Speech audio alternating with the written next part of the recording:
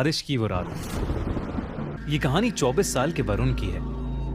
वरुण दिल्ली से मुंबई अपनी जॉब के सिलसिले में आया था। हालांकि उसे मुंबई की फास्ट लाइफ कुछ खास पसंद नहीं थी, पर वो अपने काम के लिए बहुत पैशनेट था। अपने करियर को एक नई सीढ़ी पर ले जाने के लिए वो कुछ समय के लिए मुंबई आया था। वरुण अक्सर अपने ऑफिस से लेट निकलता था, कभी कभी तो इतना लेट कि वो ऑफिस से निकलने वाला आखिरी इंसान होता था। ऐसी ही एक रात वरुण को ऑफिस में बैठे बैठे रात के 11 बज गए थे। वो अपना सामान पैक करके बिल्डिंग से बाहर निकला तो उसने देखा कि बहुत ही घमासान बारिश हो रही है। अब ना ही वरुण को कोई ऑटो रिक्शा मिल रहा था और ना ही कोई कैब। वो बस एक कोने में खड़ा बारिश से बचने की कोशिश कर रहा था। तभी अचानक से वरुण के सर पर बूंदें पड़ना बंद हो गईं। उसने सर उठाकर देखा तो उसके सर पर एक छाता था और वो छाता लिए उसके साथ ही एक आदमी खड़ा हुआ था। वरुण ने मुस्कुराकर उस आदमी को थैंक यू कहा, पर उस आदमी ने कुछ जवाब नहीं दिया। वो बस चुपचाप खड़ा रहा। वरुण ने फिर से उस आदमी से बात करने की कोशिश की। वरुण ने कहा, आपका बहुत बहुत शुक्रिया, आपके जैसे लोग बहुत ही कम मिलते हैं। इस पर उस आदमी ने कुछ सेकंड्स बाद अपनी चुप्पी तोड़ी और कहा, मेरा क्या है, मैं तो एक फकीर हूं। कल किसी और को मिला था, आज तुम्हें मिला हूं और कल किसी और को मिलूंगा। वरुण को उस आदमी की बात थोड़ी अजीब लगी। उसे लगा कि शायद वो आदमी नशे में है। वरुण तुरंत उसके छाते से निकलकर रोड पर चलने लगा, इस उम्मीद में कि शायद आगे उसे ऑटो मिल जाएगा। पर बारिश थी कि रुकने का नाम ही नहीं ले रही थी। बारिश में चलते चलते वरुण के पैर जैसे ही जमीन पर पड़ रहे थे तो एक आवाज आ रही थी, छपा। पर कुछ दूर चलते ही वरुण ने नोटिस किया कि वो आवाज अब 2 बार आने लगी थी। मतलब उसके कदमों की आवाज के अलावा एक और कदमों की आवाज, मानो कोई उसके पीछे पीछे ही चल रहा हो।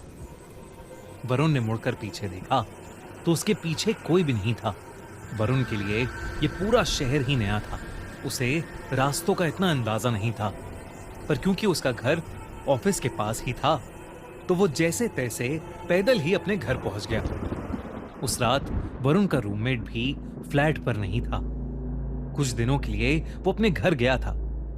वरुण अक्सर ऑफिस से आकर ही सो जाता था, पर आज का दिन कुछ अलग था। बिस्तर पर लेटा हुआ वरुण सोने की जितनी भी कोशिश करता, उसे नींद आने का नाम ही नहीं ले रही थी। उसका फ्लैट बिल्डिंग के 6th फ्लोर पर था और बाहर चल रही तेज हवा और बारिश से उसके कमरे में लगी खिड़की जोर जोर से बज रही थी। आसमान में जोरों की बिजली भी कड़क रही थी। ऐसा लग रहा था कि कभी भी कोई बादल फट जाएगा। और इसी शोर की वजह से उसके लिए पूरा माहौल बहुत ही डरावना हो गया था। वरुण की सोने की नाकाम कोशिशों के बाद वो किचन से पानी लेने के लिए उठा, पर जैसे ही वरुण ने अपने पैर कमरे के फर्श पर रखे वो चौंक गया, क्योंकि वरुण के कमरे का फर्श गीला था। उसने उठकर ध्यान से देखा तो उसे पता चला कि कमरे की खिड़की थोड़ी खुली होने की वजह से पानी कमरे के अंदर आ गया था। वरुण तेजी से उस खिड़की को बंद करने गया और जैसे ही उसने खिड़की बंद की, खिड़की के कांच पर उसे एक हाथ दिखाई दिया। उस हाथ को देखकर वरुण की चीख निकल गई। 6th फ्लोर की खिड़की पर किसी का हाथ कैसे आ सकता था? वरुण डर के मारे अपने बिस्तर पर वापस चढ़ गया और उसकी आंखों के सामने वो हाथ वहां से गायब हो गया। वरुण को अब कुछ समझ नहीं आ रहा था।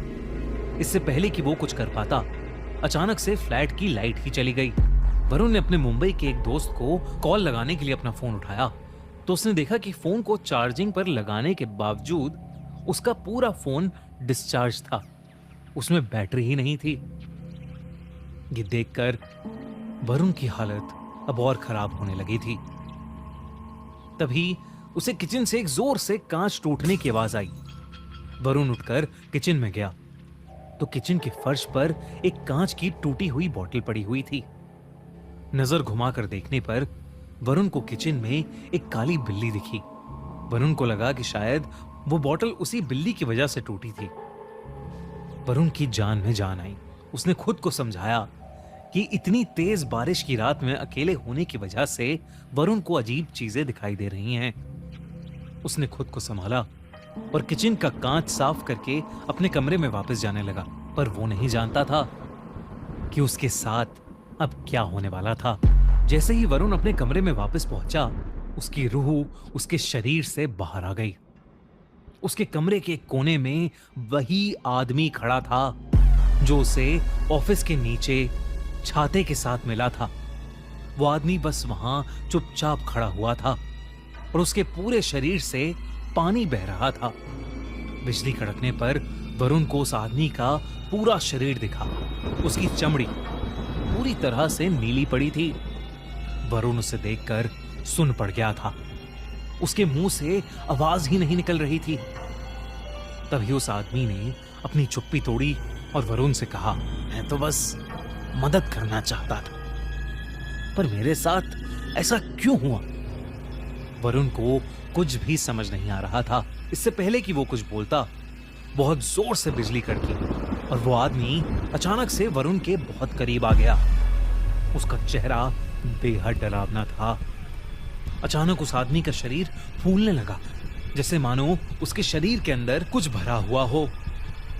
तभी एकदम से वरुण के कमरे में पानी भरने लगा। चारों तरफ पानी ही पानी था।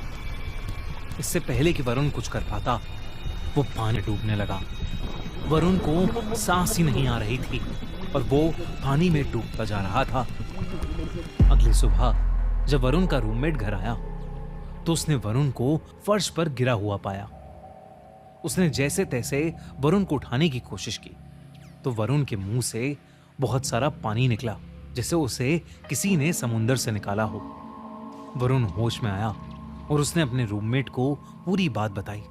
जब वो डूब रहा था तो वरुण को एक सपना आया, मानो वो उस आदमी की जिंदगी को देख पा रहा था। उसने देखा कि एक ऐसी ही रात जब बहुत बारिश हो रही थी, वो आदमी ऑफिस से अपने घर जा रहा था। बारिश इतनी तेज थी कि जगह जगह पर बहुत पानी भर गया था। वो आदमी ऑफिस के नीचे खड़ा ऑटो ढूंढ रहा था। तभी उसके पास आकर एक औरत खड़ी हो गई। कुछ देर बाद उस औरत को लेने एक गाड़ी वहां पर आई, पर गाड़ी में बैठते समय उस आदमी ने देखा कि उस औरत का दुपट्टा गाड़ी के दरवाजे से बाहर निकल रहा था। बस उस औरत को यही बताने के लिए वो आदमी उस गाड़ी के पीछे तेजी से गया और उसका पैर एक बहुत ही गहरे गड्ढे में पड़ गया। वो गड्ढा इतना गहरा था कि वो आदमी उसके अंदर डूबने लगा और इससे पहले कि कोई उसे बचा पाता, उसके लंग्स में पानी भर गया था और उसकी वहीं मौत हो गई। जब वरुण ने अपने ऑफिस के एरिया के पास जाकर लोगों से इस बारे में पूछा तो उसे पता चला कि कुछ साल पहले एक पतला बूढ़ा आदमी वहीं बारिश में गड्ढे में मर गया था। ये सुनकर वरुण का दिल दहल गया था। कल रात उसकी मुलाकात जिस आदमी से हुई थी वो वाकई उसी बूढ़े आदमी की आत्मा थी।